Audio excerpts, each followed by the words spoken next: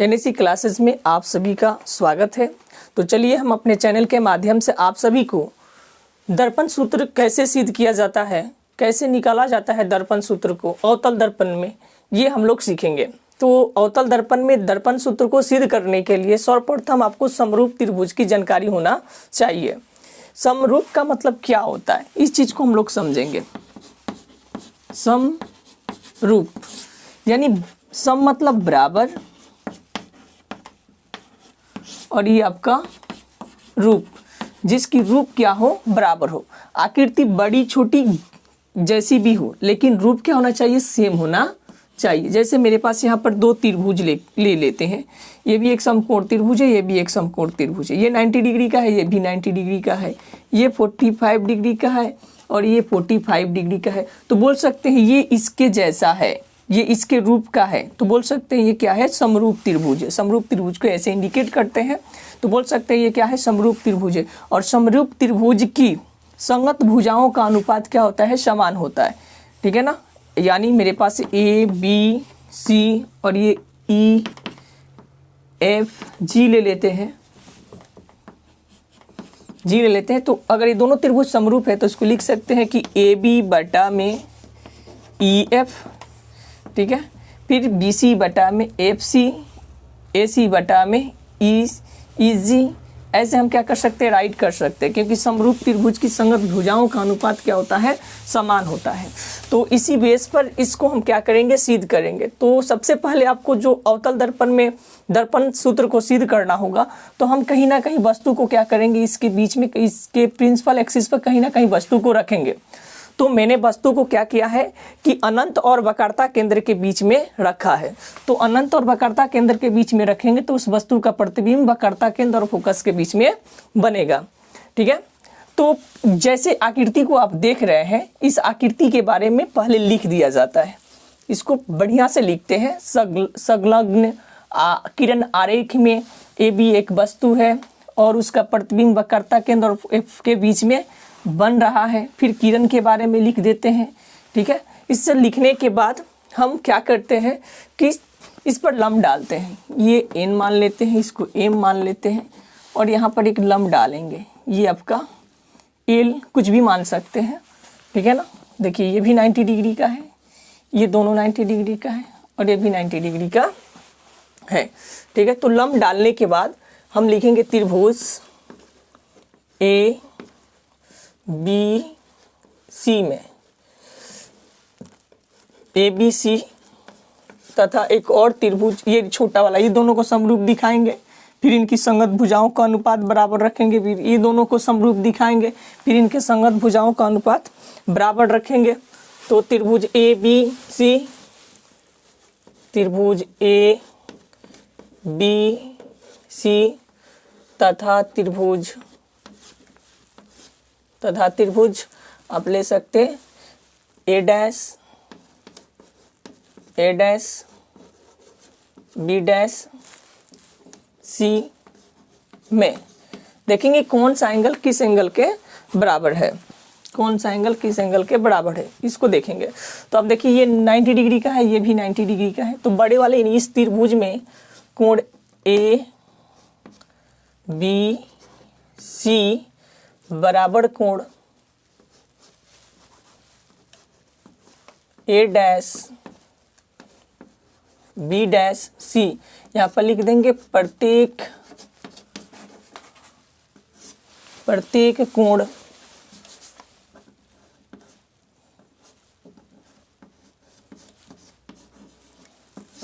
कोण समकोण है।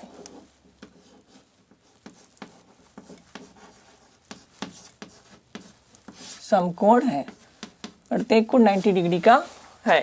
फिर आप देखिए ये कोण इस कोण के क्या होगा, बराबर होगा। तो शीर्षाभिमुख कोण इसको बोलते हैं। आपको पता है जब एक रेखा दूसरी रेखा को काटती है तो आमने सामने का कोण क्या होता है, बराबर होता है शीर्षाभिमुखी कोण से। तो लिखते हैं ए सी बी बराबर कोण ए डैश सी बी, यहाँ पर लिख देंगे शीर्षा भी मुख कोण है या कोण से, शीर्षाभिमुख कोण है या शीर्षाभिमुख कोण से, ठीक है। जब दो ये एंगल इस एंगल के बराबर, ये एंगल इसे, तीसरा अपने आप क्या होता है, बराबर होता है। तो बोल सकते हैं कि त्रिभुज ए बी सी समरूप त्रिभुज ए डैश बी डैश सी ए समरूपता से, समरूपता से।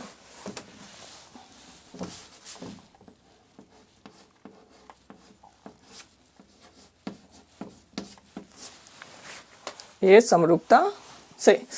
चलिए, तो आपको पता है कि समरूप त्रिभुज के संगत भुजाओं का अनुपात क्या होता है, बराबर होता है। तो हम इसको लिखेंगे ए बी बटा में, मैं इसका लंब ले रहा हूँ और इसका आधार लूँगा, ए बी बटा में बी सी, ठीक है। फिर उसमें ए बी बटा में इसका लेंगे लंब A dash B dash, A B बटा में ए डैश बी डैश, ठीक है। इसके लंब का अनुपात लिए, फिर ये दोनों के आधार का अनुपात लेंगे, बी सी बटा में यानी बी सी बटा में लिख सकते हैं बी डैश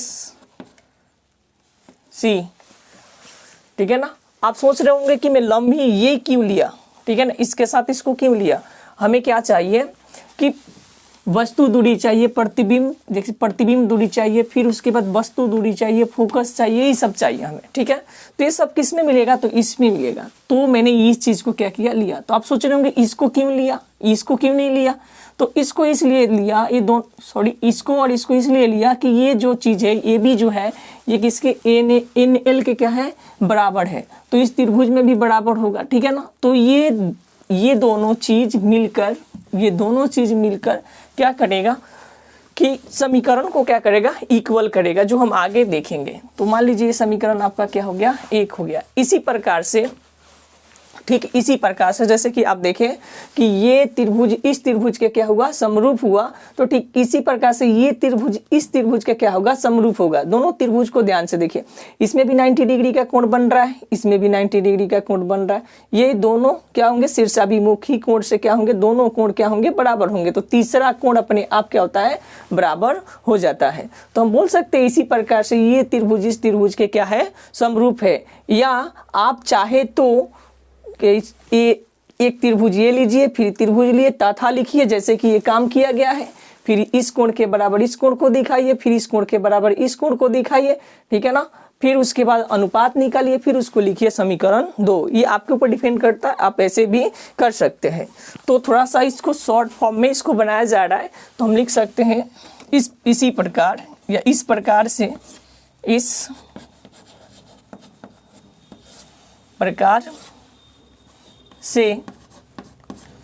प्रकार से जैसे ये काम हुआ, इस प्रकार से ये त्रिभुज इस त्रिभुज के क्या होगा, समरूप होगा। तो हम लिख सकते हैं त्रिभुज NLF समरूप त्रिभुज आपका हो जाएगा ए डैश बी डैश एफ, ठीक है, इस त्रिभुज के समरूप होगा। तो आपको पता है कि क्यों, तो ए समरूपता से भी होगा, ए समरूपता से। तो इसमें भी क्या करेंगे, ये दोनों के लंब का रेशियो लेते हैं, क्योंकि समरूप त्रिभुज की संगत भुजाओं का अनुपात बराबर होता है। तो लिखेंगे NL बटा में इसका लंब आपका हो जाएगा ए डैश बी डैश बराबर इसका हम लेंगे आधार, ये हो जाएगा FL बटा में इसको लेंगे बी डैश एफ। अब यहाँ पर देखिए, ये जो दोनों चीज़ है ना, ये दोनों बराबर है। हमें क्या करना है, एन एल जो है वो ए बी के क्या है, बराबर है। यानी जो एन एल है वो क्या है, ए बी के क्या है, बराबर है, क्योंकि पार्टनर जा रहा है। ठीक है ना, यहाँ पर लम डालेंगे ना, लम डालेंगे, लिखेंगे उधर लम डालेंगे तो ये एन एल जो होगा ए बी के क्या होगा, बराबर होगा। तो हम लिख सकते हैं एन एल के जगह पर ए बी बटा में ए बी बटा में ए डैश बी डैश बराबर एफ एल बटा में बी डैश एफ, यहाँ पर दिखा सकते हैं चूँकि एल एफ एल बराबर ए बी, इसलिए ऐसे लिखा गया। एक और चीज़, ये जो एल जो है ना ये द्वारक है, यानी पी के काफ़ी करीब है, तो हम एल को क्या लिख सकते हैं, पी लिख सकते हैं। क्यों? क्योंकि हम सभी दूरियां कहाँ से नापते हैं, ध्रुव से मापते हैं। सभी दूरियां को कहाँ से नापते हैं, ध्रुव से मापते हैं, ध्रुव से मापते हैं। इसलिए हम क्या कर सकते हैं, एल को क्या करेंगे, पी बनाएंगे, क्योंकि उसके काफ़ी करीब है, पास है, उसकी द्वारक है, इसलिए एल को पी बनाने से कोई दिक्कत नहीं है और सभी दूरियां पी से मापते हैं, तो इसलिए हम बना सकते हैं। तो यहाँ पर आप लिख सकते हैं ए बी बटा में ए डैश बी डैश बराबर, इसको लिख सकते हैं एफ पी बटा में बी डैश एफ। ये हो जाएगा आपका समीकरण 2। और यहाँ पर दिखा दीजिएगा, एक चीज़ दिखाना बहुत ज़रूरी है, एल टेंस टू पी, यानी एल को पी बनाया गया है। फिजिक्स लैंग्वेज में ऐसे लिखा जाता है। ठीक है ना, ये समीकरण हो गया 2। तो आप इसमें एक चीज़ कॉमन देख रहे होंगे, जो चीज़ यहाँ पर है वो चीज़ यहाँ पर भी आप देख रहे हैं। तो इसके बदौलत ये समीकरण 1 और 2 से जब ये इसके बराबर है, यही चीज़ इसके बराबर है, तो ये इसके बराबर ऑलरेडी होगा। तो हम इसको लिख सकते हैं,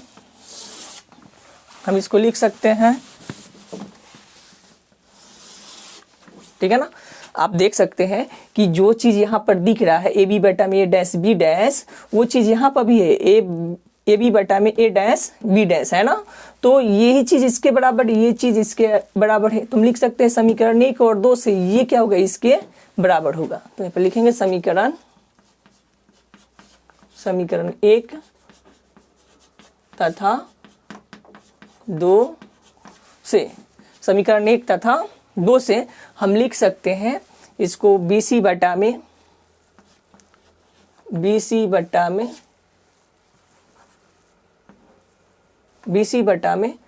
बी डैश सी बराबर एफ पी बटा में बी डैश एफ। देखिए लम इसलिए लिया गया था कि लम कॉमन है, इधर भी है इधर भी है, ए डैश बी डैश क्या है, दोनों में है। ठीक है ना, इसलिए इसको लिया गया है ताकि ये दोनों क्या हो जाए, इक्वल हो जाए। ये दोनों इक्वल हो जाएंगे तो ये सीधे चल जाएंगे फोकस दूरी में, प्रतिबिंब दूरी में और वस्तु दूरी में चला जाएगा। ठीक है ना। तो BC के जगह पर हम लिखेंगे कुछ, BC के जगह पर क्या करेंगे, कुछ राइट हम करेंगे। ठीक है,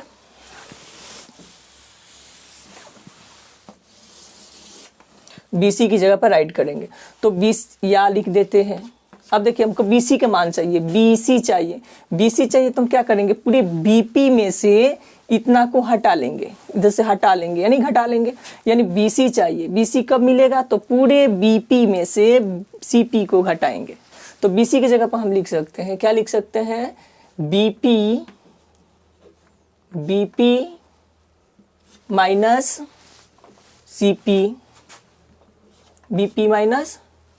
CP देख सकते हैं, BP माइनस CP लिखेंगे, वो किसके बराबर होगा, BC के क्या होगा, बराबर होगा। B डैश C को क्या लिख सकते हैं, यहाँ पर देखिए B डैश C निकालना है तो पूरे CP में से क्या करेंगे, B डैश P को क्या करेंगे, घटा लेंगे। हमें ये दूरी चाहिए तो पूरे दूरी में से इतना को क्या करेंगे, हटाएंगे, मतलब घटाएंगे। ठीक है, तो लिखेंगे हमें चाहिए CB, तो पहले लिखेंगे CP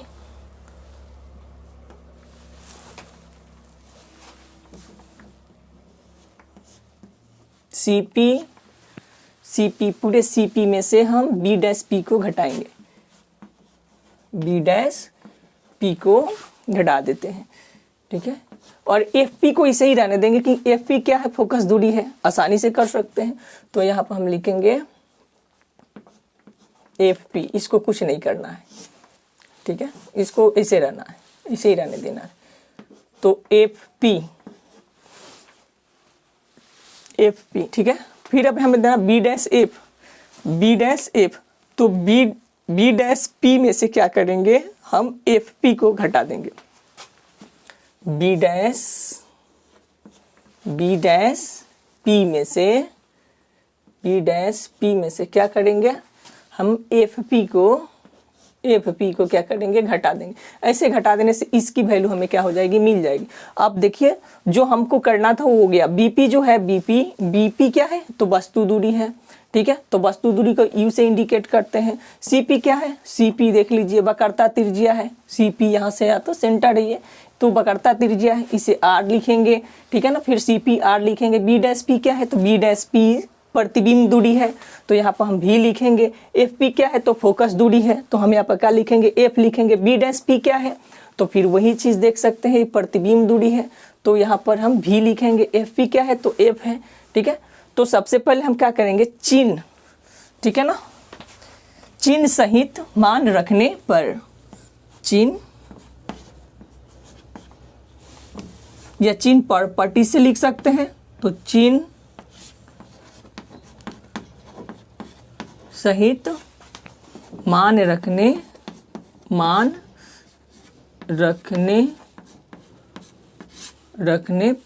चिन्ह सहित मान रखने पर, ठीक है। हम यहाँ पर ले लेते हैं इसको, समीकरण 3 ले लेते हैं, क्योंकि हमें इसमें मान भी रखना है, ठीक है। समीकरण 3 रख लेना है। तो BP के बराबर हम लिख सकते हैं, BP के बराबर लिख दे सकते हैं हम U, ये -U लिखेंगे, ठीक है। माइनस क्या लिखेंगे, U चिन्ह, क्योंकि आपको पता है कि अवतल दर्पण की फोकस या उसकी वक्रता त्रिज्या जो होती है वो क्या होती है, ऋणात्मक होती है। यानी जो भी P से यह दूरी मापेंगे वो सब क्या होगा, ऋणात्मक होगा, इसलिए मैं माइनस यहाँ पर लिए हैं, ठीक है ना। फिर CP क्या है, तो CP इसकी वक्रता त्रिज्या है, तो ये भी क्या होगी, निगेटिव ही होगी, ठीक है। फिर देखते हैं आपका B' क्या है, तो B' क्या है, तो प्रतिबिंब दूरी है, तो ये भी क्या होगी, निगेटिव होगी। क्यों होगी, क्योंकि ये अवतल दर्पण है, और अवतल दर्पण के जो मुख्य अक्ष होते हैं उस पर जो वैल्यू होगी, जो भी दूरी होगी वो सब निगेटिव होती है। फिर आपका F क्या है, FP है, तो FP क्या होगा, फोकस दूरी है, तो ये भी क्या होगा, निगेटिव हो गया। यहाँ पर लिख सकते हैं दर्पण के ध्रुव से वस्तु की दूरी, दर्पण के ध्रुव से, साइड में लिख सकते हैं दर्पण के ध्रुव से वक्रता त्रिज्या की दूरी, दर्पण के ध्रुव से B' जो P है लिख सकते हैं प्रतिबिंब की दूरी, दर्पण के ध्रुव से फोकस की दूरी, इधर साइड में आप क्या कर सकते हैं, लिख सकते हैं, ठीक है। तो ये सारा जो मान होगा इधर आते हैं, ठीक है। एक बार इसको कर लेते हैं, क्योंकि हमको ये दो चीज़ें काफ़ी इंपॉर्टेंट है, ये दो चीज़ हमें क्या करना था, निकालना था, ठीक है ना। तो ये दोनों त्रिभुज को मैंने क्या किया, समरूप दिखाया, और समरूप दिखाने के बाद मैंने क्या किया, ये AB बटा में A' B' लिखा, फिर BC बटा में क्या लिखा, B' लिखा, ये समीकरण 1 निकला। उसी प्रकार से ये दोनों त्रिभुज को मैंने क्या किया, समरूप दिखाया, ठीक है ना। समरूप दिखाने के बाद क्या लिखा, NL बटा में A', B' लिखा, फिर उसके बाद FL बटा में B' लिखा, ठीक है ना। और B' यानी L को मैंने क्या बनाया, P बनाया, और फिर NL को मैंने क्या बनाया, तो AB बनाया, ठीक है। जैसे कि यहाँ पर देख सकते हैं समीकरण में Q बनाया, तो आप यहाँ पर देख सकते हैं Q बनाया गया है। तो ये दोनों जो समीकरण है काफ़ी इंपॉर्टेंट है। आप चाहे जैसे इतना काम वर्क किए हैं वो वर्क यहाँ पर कर फिर ये लिख कर फिर ये लिखते, तो आपके ऊपर डिपेंड करता है, आप लिख सकते हैं, लेकिन ये शॉर्ट फॉर्म में बनाया जा रहा है ताकि आप आसानी से इसको कर सकें। तो चलिए ये सारा मान समीकरण 3 में क्या करते हैं, रखते हैं।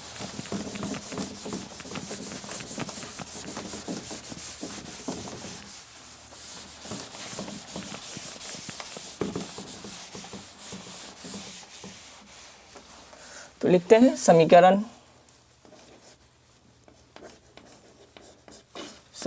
3 में किस चीज़ का मान रखने पर, BP CP BP, ठीक है, CP, और क्या है B', और क्या है, तथा आखिरी चीज है आपका वो है FP का मान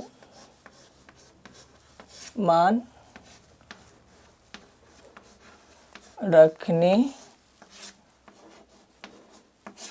पर, चलिए सबका मान इसमें रखते हैं, समीकरण 3 में सबका मान रखते हैं। ये BP के जगह पर क्या लिखेंगे, तो -U, फिर माइनस, देखिए यहाँ पर, फिर CP की जगह पर क्या लिखेंगे, CP क्या है, तो -R, तो ऑलरेडी पहले माइनस, फिर ये आपका -R, ठीक है, फिर ये आपका CP की जगह पर क्या लिखेंगे, -R, चलिए -R लिख लेते हैं, ठीक है, फिर ये आपका B' है, B' क्या है, -V है, तो -V, फिर बराबर ये -F, ठीक है, और ये B' क्या है, फिर -V, फिर माइनस है तो मैं माइनस लिखा, फिर F भी क्या है, तो फोकस है, तो ये -F देख सकते हैं यहाँ पर। अब देखिए यहाँ पर -U, माइनस माइनस प्लस, ये आपका R हो जाएगा प्लस, फिर ये -R, फिर माइनस माइनस क्या हो जाएगा, प्लस V, ठीक है, और ये आपका -F, ये -V, माइनस माइनस ये +F, ठीक है ना। जो निकालना इंपॉर्टेंट चीज़ वो ये है, ये निकल जाएगा तो पूरा दर्पण सूत्र आसानी से आप कर सकते हैं। चलिए फिर इसको या में ऐसे लिख लेते हैं, पॉजिटिव वाले को आगे लिख लेते हैं, थोड़ा गुना करने में ज़्यादा दिक्कत ना हो। ये V -R, ये F, फिर पॉजिटिव वाले को मैं आगे ले लेता हूँ, निगेटिव वाले को पीछे ले लेता हूँ, ठीक है। अब इसको क्रॉस मल्टीपल किया जाएगा, क्रॉस मल्टीपल करेंगे, इसको इससे गुना करेंगे, ठीक है, तो R -U, ये फिर हो जाएगा F -V, फिर ये V -R इंटू F। चलिए गुना करते हैं, R को बाहर लेते हैं, फिर F -V, फिर U, फिर F -V, फिर ये आपका इससे गुना करेंगे तो -V -F V, ठीक है, माइनस माइनस ये प्लस हो जाएगा, F R हो जाएगा, ठीक है ना। ये अलजेब्रा का गुना है, आप आसानी से इसको कर सकते हैं। R को निकालेंगे, बाकी सबको राइट करेंगे, फिर -U को लिखेंगे, बाकी सबको राइट करेंगे, ठीक है। या डायरेक्टली आप यहाँ पर लिख सकते थे। तो यहाँ पर फिर से देखिए, F R में गुना करेंगे तो F R, इसमें गुना करेंगे तो R V, फिर माइनस प्लस में गुना करेंगे तो -U, F में गुना करेंगे तो F U, माइनस माइनस में गुना करेंगे तो प्लस, ये दोनों में गुना करेंगे तो U और V, फिर बराबर -F V, ये प्लस आपका F R। देखिए कुछ कटने वाला हो उसको काट देंगे। यहाँ पर देख रहे हैं F R पॉजिटिव है, यहाँ पर भी F R क्या है, पॉजिटिव है, तो ये इससे कैंसिलाइज हो जाएगा। तो आपका बचेगा F, ये R को हम लिख सकते हैं 2F V, क्योंकि R बराबर क्या होता है, R बराबर होता है 2F, ठीक है ना। R बराबर क्या होता है 2F, यानी जो वक्रता त्रिज्या, जो फोकस होती है अवतल दर्पण या उत्तल दर्पण की वक्रता त्रिज्या की आधी होती है, ठीक है।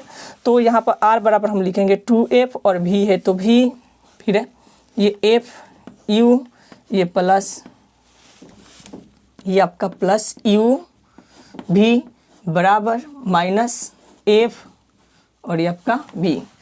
तो चलिए इस चीज़ को उधर ले जा रहे हैं, तो -FU प्लस UV बराबर -FV। ये देखिए माइनस है, इधर आएगा तो पॉजिटिव मुझे, तो पॉजिटिव में लिखेंगे 2FV। तो फिर ये -FV यू प्लस ये यू भी बराबर, ये घटेगा, इसके पास 2 इसके पास 1 है तो पॉजिटिव में आएगा एफ और भी। बस थोड़ा सा और काम है, बन ही गया है।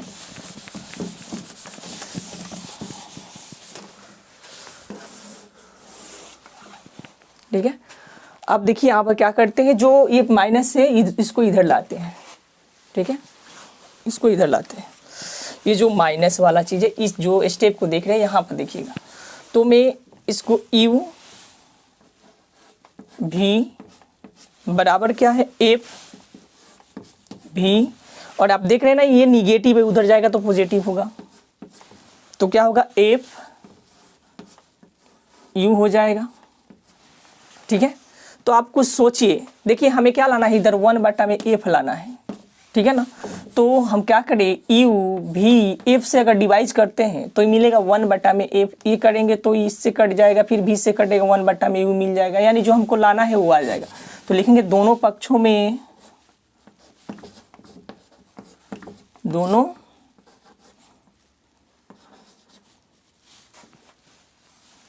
या दोनों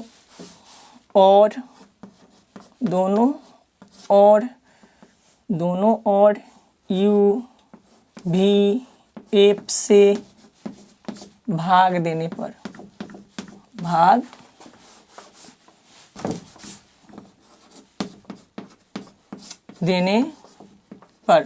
दोनों ओर भाग कर देते हैं, देखते हैं क्या आता है। यू भी बटा में क्या लिखेंगे, बटा में लिखेंगे यू भी एफ, इधर भी भाग करेंगे, इधर भी, इसके नीचे भी यू भी एफ, फिर प्लस एफ यू है तो इसके नीचे भी यू भी एफ। अब देखिए ये जो है इससे कट जाएगा, ऊपर 1 आएगा, फिर देखिए ये भी से भी, एफ से एफ, ऊपर 1 आएगा, फिर यहाँ पर देख सकते हैं ये इससे कट गया, ये इससे कट गया, ऊपर क्या आएगा 1 आएगा। तो चलिए देखते हैं, ये बचा क्या, ऊपर ये कट गया है भी से भी, तो 1 में क्या बचेगा एफ, ये क्या बचेगा 1 में यू, और ये क्या बचेगा आपका 1 में भी। ये आपका दर्पण सूत्र सिद्ध हो गया अवतल दर्पण में। ठीक है, मैं आशा करता हूं कि आप लोगों को ये वीडियो काफ़ी पसंद आया होगा और अच्छे से समझे होंगे।